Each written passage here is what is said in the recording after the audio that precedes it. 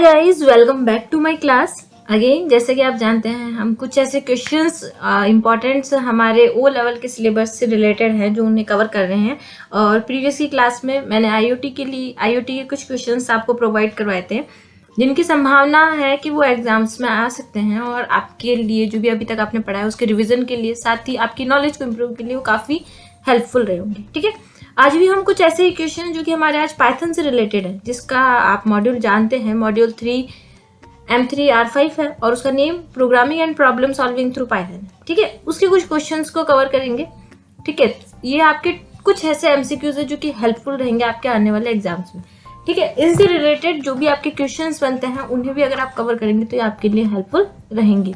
ठीक है, ये लाइव नहीं रहती है बट रिकॉर्डेड क्लास रहती है, बट रिकॉर्ड तो मैं ही कर रही हूँ और मैं ही आपको प्रोवाइड करवा रही हूँ। और उस टाइम पे जिस टाइम पे प्रोवाइड हो रही है आप लोगों को, उस टाइम में आप लोगों के जो भी कमेंट्स आते हैं उन्हें उस टाइम देख लेती हूँ। ठीक है, एक दिन आएगा जब हम लाइव भी हमारी क्लासेस लेंगे।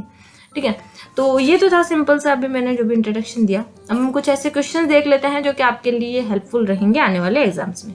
ठीक है, जहाँ तक पॉसिबल हो सके अपने अपने आंसर्स आप लोगों को मार्क करने हैं। ठीक है, जो क्वेश्चन आ रहा है उसका मेरे बोलने से पहले आप लोग आंसर मार्क करने की कोशिश करें।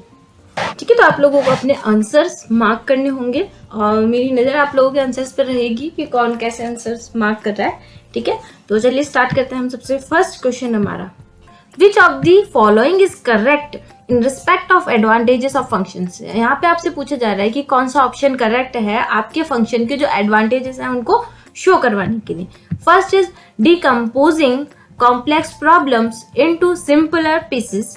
First is second is reducing duplication of code. Code का डुप्लीकेशन से बचाता है हमें। आपकी कोई बड़ी प्रॉब्लम्स है उसे छोटे प्रॉब्लम्स में या उन्हें सिंपलर वे में पीसेस में कन्वर्ट करवाने के लिए हम फंक्शन का यूज कर सकते हैं। बोथ ए एंड बी और नन ऑफ दी अबव। आपको क्वेश्चन समझ में आ ही रहा होगा और आई होप अभी तक आप लोगों ने अपने आंसर भी मार्क कर दिए होंगे।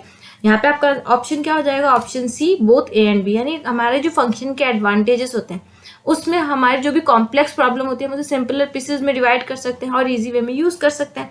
और साथ ही जो भी हमारा डुप्लीकेशन हो रहा है किसी कोड का, तो उसे भी क्या करता है हमारे फंक्शन अगर हम कोई क्रिएट कर देते हैं वो उसको रिड्यूस करता है। यानी ज़्यादा स्पेस वहाँ पे नहीं ली जाती है, हमें फंक्शन के थ्रू हेल्प मिलती है। हमारा जो भी एक क्रिटिकल सिचुएशन है, लेंथी सिचुएशन है, अगर कुछ डुप्लीकेशन कोई कोड डुप्लीकेट हो रहा है तो उसे रिड्यूस करने में इससे हेल्प मिलती है। ठीक है, तो यहाँ पे हमारा आंसर क्या हो जाएगा, answer C.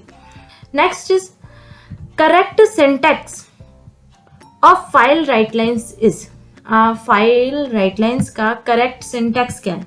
A is file write lines sequence, second is file object dot write lines, third is file object dot write lines sequence and D is none of the mention. 1 minute wait करती हूँ मैं, तब तक आप लोग अपने answer mark करिए। I hope आप लोगों ने सही आंसर मार्क करा होगा। तो यहाँ पे आपका आंसर हो जाएगा answer C, file object write line sequence. ठीक है, तो ये सिंटैक्स हमारा करेक्ट होता है फाइल राइट लाइन्स के लिए, किसी भी ऑब्जेक्ट के सीक्वेंस के लिए। ठीक है, third is suppose list 1 is 159, what is sum of list 1। ठीक है, एक हमारा वेरिएबल है लिस्ट 1 और उसमें हमारा जो डेटा है वो आपको 159 शो हो रहा है। तो इसका सम, अगर हम इस पर सम फंक्शन अप्लाई करते हैं इस वेरिएबल पर, तो हमारा आउटपुट क्या आता है, 15, 14, 5 और none of the above. 1 minute का टाइम देती हूँ आपको, 1 मिनट तो नहीं, कुछ सेकेंड्स का टाइम देती हूँ। सोच के आप अपने आंसर मार्क करिए और आई होप आप लोगों ने सही आंसर ही यहाँ पे मार्क करा होगा। हम यहाँ पे सम फंक्शन का अप्लाई कर रहे हैं तो क्या होगा, हमारे जो भी लिस्ट के एलिमेंट्स है वो सारे क्या हो जाएंगे, ऐड हो जाएंगे। तो टोटल हमारा क्या आएगा, यहाँ पे 15 आएगा और ऑप्शन नंबर ए करेक्ट हो जाएगा। नेक्स्ट देखते हैं हम, PyPy stands for Python package index, Python package installer, both A and B और none of the mention. 30 second का समय आपके लिए, आप लोग आंसर दे सकते हैं। वैसे 30 सेकंड बहुत ज़्यादा है तो मैं आप लोगों को यहाँ पे आंसर बता देती हूँ। यहाँ पे आंसर होगा पाइथन पैकेज इंडेक्स। ठीक है, ये आपका यहाँ पे करेक्ट हो जाएगा। देखिए जो भी आपके शॉर्ट फॉर्म्स हैं उनके एब्रीविएशंस हैं वो आप याद करके जाएं, क्योंकि एग्जाम्स में कम से कम 2 या 3 तो आपसे ही पूछी जा सकती हैं, ठीक है। Which of the following software translate source code into object code. देखिए ध्यान से देखिएगा कि कौन सा सॉफ्टवेयर आपके सोर्स कोड को ऑब्जेक्ट कोड में ट्रांसलेट कर रहा है। First is compiler, second is interpreter, third is assembler and the D1 is none. तो आंसर आप लोगों ने मार्क कर लिया होगा और आप लोगों को पता भी होगा यहाँ पे आंसर क्या हो जाएगा आपका ए, कंपाइलर। कंपाइलर क्या कर रहा है, हमारे सोर्स कोड को ऑब्जेक्ट कोड में ट्रांसलेट कर रहा है, ठीक है। इंटरप्रेटर हमारा लाइन बाय लाइन करता है और असेंबलर का वर्क आप जानते हैं असेंबली लैंग्वेज को कन्वर्ट करना। Next, which of the following can not be a variable. इनमें से कौन सा आपका वेरिएबल नहीं है, ठीक है। ऑप्शन मैंने आपको यहाँ बता ही दिया और ऑप्शन इस क्वेश्चन का आपका जो आंसर होगा वो आंसर होगा आपका ऑप्शन नंबर बी, इन आपका यहाँ पे आंसर होगा, क्योंकि ये क्या है, इन हमारा एक कीवर्ड है, ठीक है। तो इसका यूज वेरिएबल के लिए हम नहीं कर सकते, बाकी का हम कर सकते हैं बट इनका हम यूज नहीं कर सकते क्योंकि इन हमारा एक कीवर्ड है, ठीक है। चलिए बढ़ते हैं नेक्स्ट क्वेश्चन पे। Next, the hierarchy of operation is denoted as. जो आप ऑपरेशन यानी सीक्वेंस को जब कभी क्लियर करते हैं तो सीक्वेंस जो रहती है वो कौन सी रहती है, यानी सबसे पहले आप किसी सीक्वेंस में से किसे सॉल्व करते हैं वो सीक्वेंस आपको A, B 1 2 3 4 वाले ऑप्शंस में से सेलेक्ट करनी है कि सबसे पहले किसे सॉल्व किया जाएगा, देन किसे सॉल्व किया जाएगा, फिर किसे सॉल्व किया जाएगा। तो अगर आप लोगों ने थोड़ा सा भी ध्यान दिया हो तो देखिए नॉर्मली हमारा जो प्लस माइनस होता है ये सबसे लास्ट में सॉल्व किया जाता है ना। सीक्वेंस होती है उसमें सबसे लास्ट में हमारा प्लस माइनस सॉल्व किया जाता है और उससे पहले आपने देखा हो तो मल्टीप्लिकेशन, डिवाइडेशन ये सॉल्व होता है, ठीक है। तो देखिए प्लस माइनस हमारे देखा जाए तो बेसिकली ऑप्शन में लास्ट में 1 और 1 केवल 2 में दिख रहे, तो ये 2 तो हमारे क्रॉस हो ही गए। अब रिमेनिंग रहे हमारे ये 2, ठीक है। तो हम जानते हैं कि सबसे पहले हमें पावर जो होती है उसका सॉल्यूशन करना होता है, उसके बाद जो भी हमारा मोड होता है उसका सॉल्यूशन करना होता है, देन उसके बाद यानी इनसे जस्ट पहले किसका सॉल्यूशन होता है हमारे मल्टीप्लिकेशन एंड डिवाइडेशन का, तो वो हमारा सॉल्व होगा और लास्ट में हमारा प्लस एंड माइनस सॉल्व होगा, ठीक है।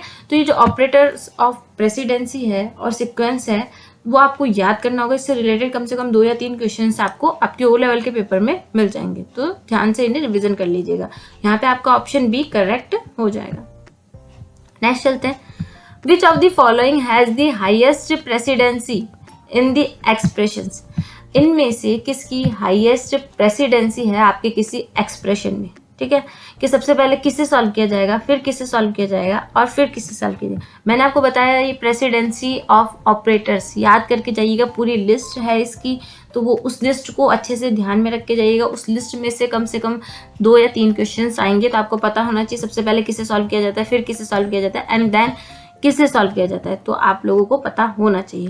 तो यहाँ पे आपका आंसर हो जाएगा बी करेक्ट हो जाएगा। सबसे पहले हम किसे सॉल्व करते हैं, पैरेंथेसिस को, जो हमारे ब्रैकेट्स होते हैं इस तरह से, उन्हें हम क्या करते हैं सॉल्व करते हैं हमारी सीक्वेंस में से, ठीक है। तो ये आपको याद रखना होगा कि सबसे जो ऑपरेटर्स ऑफ प्रेसिडेंसी है वो आपके लिए इम्पॉर्टेंट है आपके एग्जाम्स के लिए। तो मैंने यहाँ बता दिया है। कुछ स्टूडेंट्स की क्वेरी है कि मैडम ऐसे क्वेश्चंस बताएं जो कि इंपॉर्टेंट है, तो देखिए बीच बीच में जो टॉपिक्स मुझे इंपॉर्टेंट लगते जाएंगे मैं आपको इन शॉर्ट क्वेश्चंस एमसीक्यूज के थ्रू ही क्या कर दूंगी, डिफाइन करवा दूंगी कि ये क्वेश्चंस आपके इंपॉर्टेंट हो सकते हैं आपके एग्जाम्स के लिए। तो मैंने आपको बता दिया प्रेसिडेंसी वाला क्वेश्चन आपके लिए इंपॉर्टेंट है, शॉर्ट में भी पूछा जा सकता है, तो ये आपके लॉन्ग में भी पूछा जा सकता है ना, डिस्क्रिप्टिव टाइप में भी पूछा जा सकता है, ठीक है। तो ये क्वेश्चन आपका करेक्ट हो जाएगा, पैरेंथेसिस ऑप्शन भी आपका करेक्ट हो जाएगा। Next, which of the following is the use of function in Python? Which of the following is the use of function in Python? ठीक है, Python में इनमें से फंक्शन का यूज करते हैं तो हमारे सामने आउटपुट क्या आता है, ठीक है। अगर हम Python में इस फंक्शन का यूज कर रहे हैं, ये जो हमारा स्टेटमेंट है इसको लिख रहे हैं, ठीक है, तो उसका क्या रेस्पॉन्स आएगा। तो मैंने थोड़ा सा वेट टाइम भी दिया है आपको, आप इस क्वेश्चन के लिए कम से कम 30 सेकंड ले सकते हैं, मैं उसके बाद ही बताऊंगी, क्योंकि हो सकता है आपका आंसर यहाँ पे सही हो कि क्या इसका आंसर हो सकता है। वैसे तो बेहद सिंपल है और मैं अभी से डिस्क्राइब नहीं करूँगी क्योंकि अभी आप सॉल्व कर रहे हैं, ठीक है। तो मैं इसे डिस्क्राइब तब करूँगी जब आपके मुझे रिस्पॉन्स आएंगे। अगर आप लोगों को गलत रिस्पॉन्स आता है और आप लोगों को इस इक्वेशंस को, इस प्रॉब्लम को, इस सॉल्यूशन को सॉल्व करना नहीं आता, तब मैं इसे डिस्क्राइब करूँगी। अगर आपको आता है तो आप मुझे प्लीज़ कमेंट बॉक्स के थ्रू बताएं कि आपने किस तरह से इसका सॉल्यूशन करा है, ठीक है।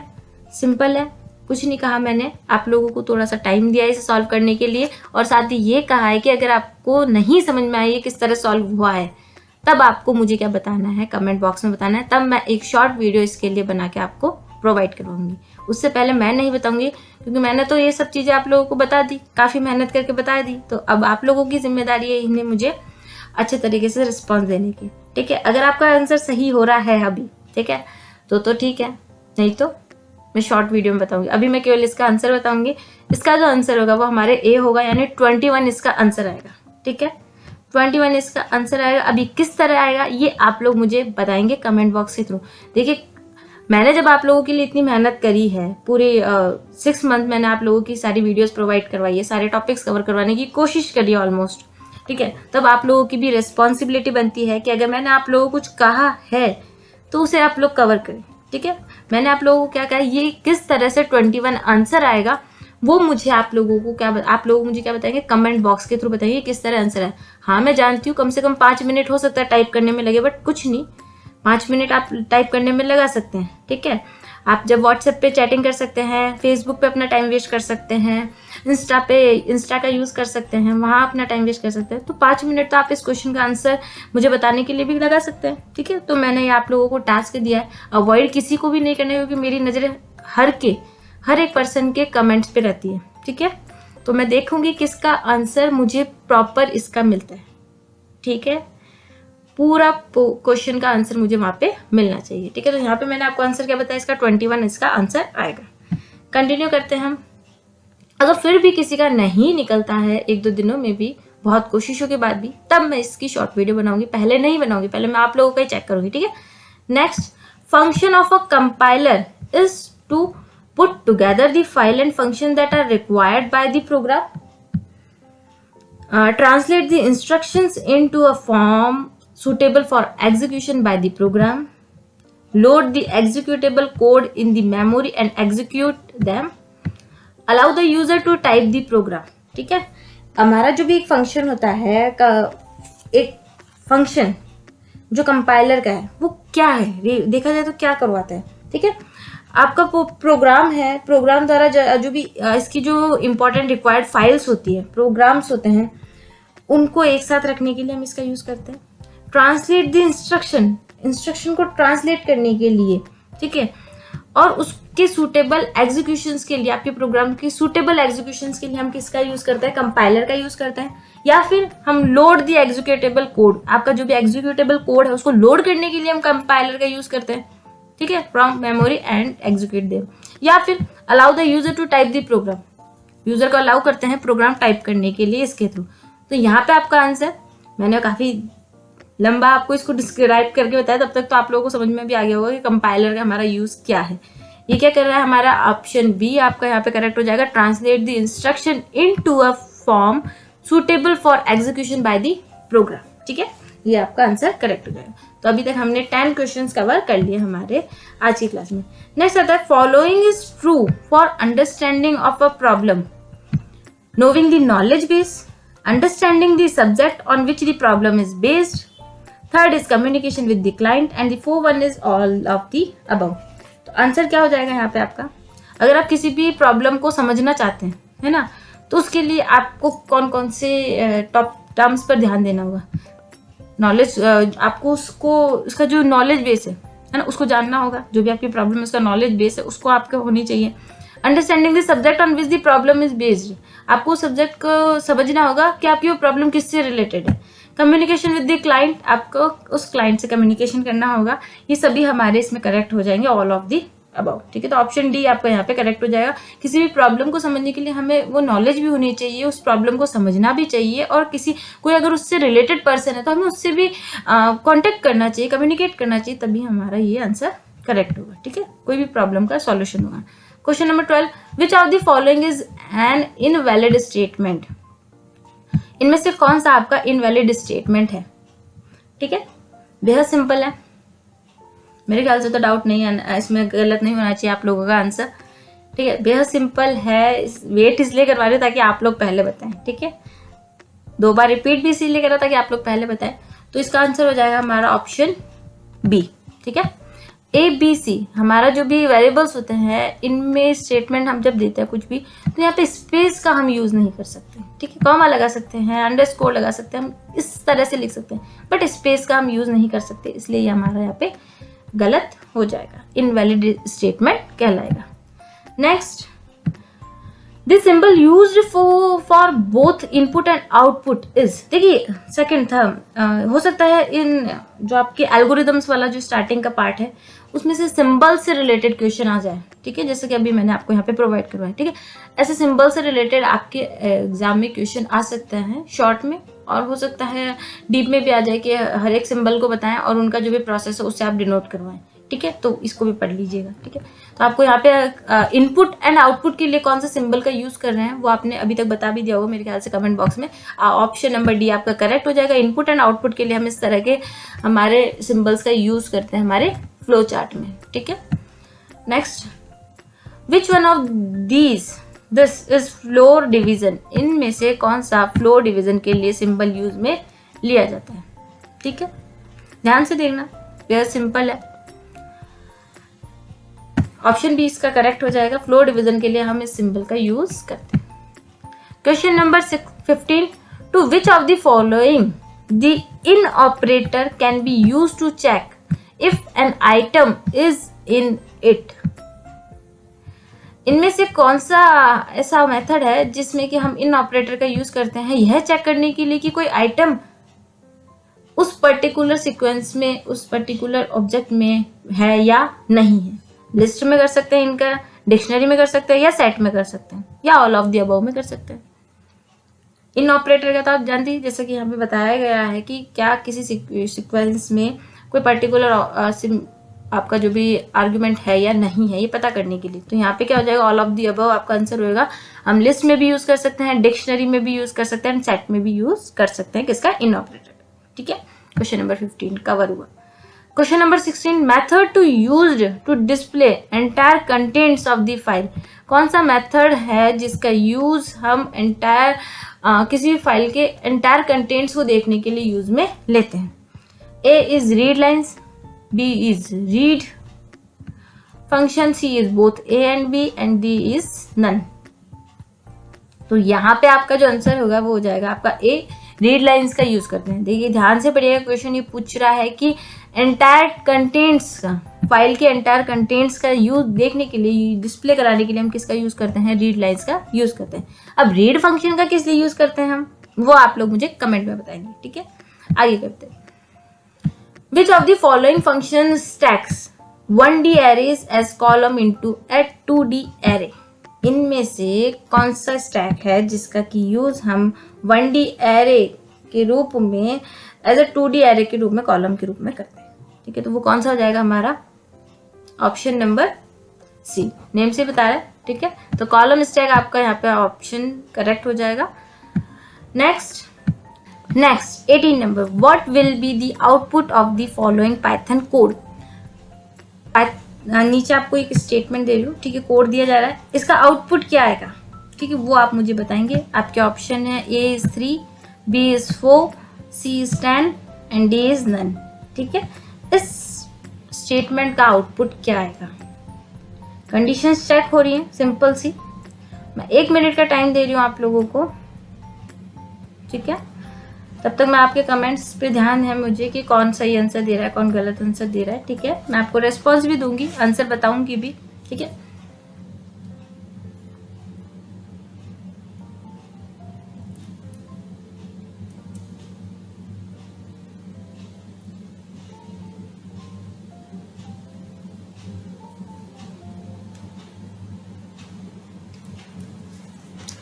ठीक है, आप लोगों ने कर भी लिया होगा और मे भी आप लोगों ने आंसर भी दे दिया होगा। ठीक है, तो यहाँ पे क्या हुआ है इसको मैं डिस्क्राइब कर देती हूँ। मेरे ख्याल से कई होगा सही भी गया होगा, अगर गया होगा तो मैंने देख लिया होगा, है ना। अगर मैं इसको डिस्क्राइब कर देती हूँ कि यहाँ पे क्या किया जा रहा है, एक मैक्सिमम नाम का फंक्शन लिया जा रहा है जिसमें X and Y variable show कराया गया। ठीक है, यहाँ पे कंडीशन चेक हो रही है कि if x is greater than y। ठीक है, बट हमने यहाँ पे प्रिंट में हमारे x एंड y की वैल्यूज क्या शो करवा दी, 2 and 3। जब हमारा यहाँ पे मैक्सिमम फंक्शन को कॉल किया जाएगा, ठीक है, जब हम प्रिंट करवा रहे हैं हमारे इस स्टेटमेंट में से, तो यहाँ पे मैक्सिमम फंक्शन को कॉल किया गया। मैक्सिमम फंक्शन को कॉल किया गया तो हमारी x एंड y की वैल्यू किस में चली गई, x में चला गया 2 और y में चला गया हमारा 3। ठीक है, दो मेमोरी लोकेशन हमारे मैक्सिमम फंक्शन में डिफाइन की गई थी। तो जब हमने कहीं भी मैक्सिमम फंक्शन को कॉल किया तो इसमें जो भी वैल्यू लिखी वो हमारे इसके जो दो वेरिएबल्स हमने इसमें असाइन करवाए थे उनमें स्टोर हो गया। यानी 2 किस में स्टोर हो गया हमारा x में, 3 किस में स्टोर हो गया हमारा y में। ठीक है, सिंपल है। अब यहाँ पे चेक किया गया कि if x is greater than y, क्या x में रखी गई वैल्यू y से ग्रेटर देन है। सिंपल है, x में क्या है हमारा 2 और y में क्या है 3। क्या x में रखी गई वैल्यू y से ग्रेटर देन है। कंडीशन क्या हो रही है, फॉल्स हो रही है, क्योंकि x की वैल्यू y से ग्रेटर देन नहीं है, लेस देन है। तो अगर कंडीशन फॉल्स होती है तो ये इसके पास वाले स्टेटमेंट को देखता ही नहीं है। ठीक है, इसके पास वाले स्टेटमेंट को नहीं देखेगा और कहाँ स्विच करेगा, अपने नेक्स्ट जो भी स्टेटमेंट होगा उस पर। अगर कंडीशन ट्रू होती तो हमें क्या रिटर्न करवा देता ये x की वैल्यू और हमारे सामने क्या प्रिंट हो जाता 2। बट यहाँ पे कंडीशन ट्रू नहीं हो रही। हम आए यहाँ पे एलिफ में। अब यहाँ पे फिर कंडीशन चेक की गई, यहाँ तो फॉल्स हो गई, तो इस स्टेटमेंट को ना देखकर कहाँ पे हम एलिफ पे। अब यहाँ पे कंडीशन चेक की गई कि क्या x में रखी गई वैल्यू इक्वल्स टू है किसकी है, y के। क्या x में जो 2 रखा हुआ है वो इक्वल है 3 के। कंडीशन क्या हुई हमारी, फॉल्स हुई, क्योंकि 2 और 3 इक्वल नहीं है। अगर 2 और 2 होता तो इक्वल होता, या 3 होता तो इक्वल होता, बट 2 और 3 इक्वल नहीं है। ठीक है, तो यहाँ पे भी क्या हो गई, हमारी कंडीशन फॉल्स हो गई। ठीक है, कंडीशन फॉल्स होते ही हमारे इस स्टेटमेंट को देखा ही नहीं गया। अगर कंडीशन ट्रू होती तो ये स्टेटमेंट देखा जाता और आपके पास जो आउटपुट आता वो आ जाता the number are equal. But यहाँ पे भी क्या हो रही है, कंडीशन फॉल्स हो रही है। तो अब ये क्या चल जाएगा, एल्स सिचुएशन पे चल जाएगा। अगर ये यहाँ पे रिटर्न कर देता, यहाँ से भी रिटर्न कर देता तो और पूरा प्रोग्राम देखा ही नहीं जाता। अगर यहाँ से रिटर्न कर देता तो उसके आगे का प्रोग्राम नहीं देखा जाता। बट जहाँ जहाँ कंडीशन फॉल्स होती है तो उसकी नेक्स्ट स्टेटमेंट को देखा जाता है। कंडीशन ट्रू होते ही आगे के स्टेटमेंट्स को देखा नहीं जाता। ठीक है, अब हम जब यहाँ पे कंडीशन हमारी ट्रू नहीं हुई दोनों में, तो हम किस पे आ गए, एल्स में आ गए। एल्स में क्या करवा रहा है, ये बोल रहा है कोई कंडीशन चेक नहीं करनी है, केवल क्या करवाना है, रिटर्न करवाना है हमें y। यानी y की वैल्यू क्या हो जाएगी, आपके सामने रिटर्न हो जाएगी। तो y में क्या स्टोर्ड है हमारा, 3 है स्टोर्ड है, तो हमारे सामने आउटपुट में क्या आ जाएगा, 3 हमारा यहाँ पे आउटपुट में आ जाएगा। ऑप्शन ए आपका करेक्ट हो जाएगा। आई होप मैंने बहुत सिंपल तरीके से आप लोगों को समझाया है ये और आप लोगों को समझ में भी आ गया होगा। रिटर्न क्या करवा रहा है, वैल्यू रिटर्न करवा रहा है सिंपल वे में। कंडीशन ट्रू होती तो यहाँ पे ये हमें x की वैल्यू रिटर्न करवा देता तो ट्रू प्रिंट हो जाता। ठीक है, बट हमारी ये कंडीशन ट्रू नहीं थी, इसलिए इस स्टेटमेंट को नहीं देखा गया। नेक्स्ट पे आए, इक्वल्स भी नहीं थी, इसलिए इस स्टेटमेंट को भी नहीं देखा गया। जब यहाँ पे कहीं पे भी कंडीशन ट्रू नहीं हुई तो हम किस में आ गए, एल्स में आ गए कि अगर कुछ भी नहीं हो रहा है तो चलो एल्स में जो है वो लिख दो। तो रिटर्न क्या करवाया हमने, एल्स में आके y को करवाया। तो y की जो भी वैल्यू थी जो हमने यहाँ पे मैक्सिमम फंक्शन में दी थी वो हमारे सामने रिटर्न होके आ गई। ठीक है, तो ये हमारा यहाँ पे आंसर करेक्ट हो गया और आई होप आप लोगों को समझ में भी आ गया होगा। अब मैंने आप लोगों को समझाया, वैसे ही आप लोगों को वो क्वेश्चन है उसको मुझे कमेंट बॉक्स के थ्रू आप लोग समझाएंगे। ठीक है, आगे कंटिन्यू करते हैं। विच of the following expression is correct, इनमें से कौन सा एक्सप्रेशन है जो कि आपका करेक्ट है। ठीक है, ऑपरेटर्स प्रेसिडेंसी को आपको ध्यान में रखना है इस क्वेश्चन को सॉल्यूशन में और फिर इसको वर्क करना है। ठीक है, और बताना है कि कौन सा करेक्ट नहीं है, ठीक, या सभी करेक्ट है। ठीक है, बेहद सिंपल है, बचपन से करते आए हो आप लोग ये कैलकुलेशंस और मेरे ख्याल से जो भी स्टूडेंट्स हैं मेरे सभी कॉम्पिटिटिव एग्जाम्स की तैयारी कर रहे हैं और ये तो आप लोगों को सिंपल सी कैलकुलेशन आती भी होगी और साथ ही जो ऑपरेटर्स की प्रेसिडेंसी है उसको भी ध्यान में रख रखा है आपने। ठीक है, तो सिंपल है। देखिए, अगर ये इक्वेशंस है मैं समझा देती हूँ। ठीक है, ये इक्वेशंस है तो हमने सबसे पहले क्या कहा था, हमारे ब्रैकेट्स का सॉल्यूशन होगा। ठीक है, ब्रैकेट्स में क्या रखा गया, हमारे 5 मल्टीप्लाइज विथ 5। ठीक है, 5 यानी 5 का स्क्वायर करना है हमें यहाँ पे, वो हमारे यहाँ पे रखा गया है। ठीक है, 25 आ जाएगा हमारे यहाँ पे। 25 माइनस क्या है, -10, तो कितना रिजल्ट आएगा हमारा, -50। ये हमारा क्या हो जाएगा, करेक्ट हो जाएगा। ठीक है, ये हमारा करेक्ट हो जाएगा। सेकंड, फिर से हमें ब्रैकेट क्लोज, सबसे पहले ब्रैकेट को सॉल्व करना है। तो ब्रैकेट को सॉल्व करने पर हमारा क्या है, 10 डिवाइडेड बाई 2 कितना है, 5। उसके बाद क्या करेंगे, हम मल्टीप्लिकेशन को सॉल्व करेंगे। यहाँ पे क्या है, हमारा 5 आ गया। ठीक है, 5 मल्टीप्लाई 7, 7 मल्टीप्लाई 5 35 आता है, और माइनस का हमारे यहाँ पे सिंबल है तो माइनस हमारे यहाँ पे सिंबल आ गया, ये भी हमारा करेक्ट हो गया। ये बता रहा है आपका रिमाइंडर का, ठीक है, रिमाइंडर को शो करवा रहा है। 21 को अगर हम 4 से डिवाइड करते हैं तो हमारा रिमाइंडर कितना बनता है 1, ये भी हमारा क्या है करेक्ट, ठीक है। तो यहाँ पे all of the above answer आपका करेक्ट हो जाएगा, ठीक है, सिंपल है। यहाँ पे आपके सभी एक्सप्रेशंस करेक्ट हो जाएंगे, तो आपका डी ऑप्शन करेक्ट हो जाएगा, ठीक है। Next question number 20, arbitrary arguments have which, ये कौन सा आर्ग्यूमेंट है जो symbol in the function defines before the parameter name, जो आपके ऐसे सिंबल्स है जो कि आप पैरामीटर नेम से पहले इन्हें डिफाइन करते हैं, जिनसे क्या आपको हेल्प मिलती है। It is used for object serialisation, it is used for object D serialisation, name of the mention and all of the mention. तो यहाँ पे आपका ऑप्शन भी करेक्ट हो जाएगा, it is used for object D serialisation, ठीक है। अगर आप मनमाने तरीके से अपने सीक्वेंस के अकॉर्डिंग अपने रिजल्ट को आउटपुट करवाना चाहते हैं, इंटर करवाना चाहते हैं, तो उसके लिए हम इनका यूज़ करते हैं। सीरियलाइज हमें इसमें नहीं करना होता है, तो हम इसका यूज़ करते हैं। तो आई होप आपको आज की 20 क्वेश्चंस भी अच्छे समझ में आए होंगे, और जो मैंने आप लोगों को कहा है वो आप लोगों को अच्छे समझ में भी आया होगा, और जो मैंने कमेंट के लिए कहा है वो भी आप लोग करेंगे, ठीक है। तो आज की वीडियो के लिए तो इतने फ्रेंड्स, मिलते हैं नेक्स्ट वीडियो में नेक्स्ट टॉपिक के साथ। तब तक के लिए good bye, take care and thanks for watching my video. Thank you once again.